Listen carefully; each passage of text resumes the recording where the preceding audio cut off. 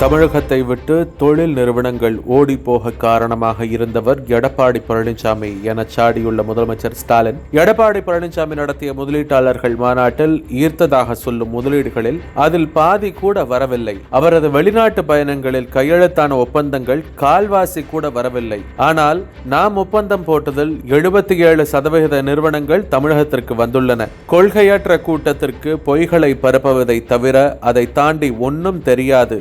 அரசியல் செய்பவர்களுக்கு பதில் சொல்ல வேண்டிய அவசியமில்லை என முதலமைச்சர் தெரிவித்துள்ளார். ஆள் வைத்து கதையாடல் செய்தோர் தற்போது புலம்பத் துவங்கியுள்ளனர். முன்கூட்டியே ஒப்புக்கொள்வது போலத்தான் தங்களது கதறலை முப்பெரும் விழா என்ற பெயரில் வெளிப்படுத்தியிருந்தனர் என தவேக தலைவர் விஜய் கூறியுள்ளார். 2300 ஏக்கர் நிலத்தை தமிழக அரசின் உதவியோடு இஸ்ரோ பெற்றுள்ளதாக தெரிவித்துள்ள இஸ்ரோ தலைவர் நாராயணன், அடுத்த ஆண்டு டிசம்பர் மாதத்திற்குள் குலசேகரப்பட்டினத்திலிருந்து ராக்கெட் விண்ணில் ஏவப்படும் என்று கூறியுள்ளார்.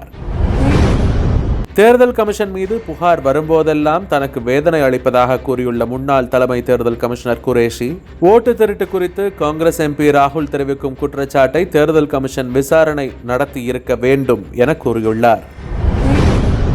பெட்ரோல், எத்தனால் கலக்கும் அரசாங்கத்தின் முயற்சியால் தனக்கு ஆதாயம் கிடைத்ததாக எழுந்த குற்றச்சாட்டுகளை நிராகரித்துள்ள மத்திய சாலை போக்குவரத்து மற்றும் நெடுஞ்சாலைத்துறை அமைச்சர் நிதின் கட்கரி, மாதத்திற்கு 200 கோடி ரூபாய் சம்பாதிக்கும் அளவுக்கு எனக்கு மூளை இருக்கிறது. எனக்கு பண பற்றாக்குறை இல்லை. எனது வணிக பரிந்துரைகள் லாபத்தால் அல்ல, வளர்ச்சியில் இயக்கப்படுகின்றன என தெரிவித்துள்ளார்.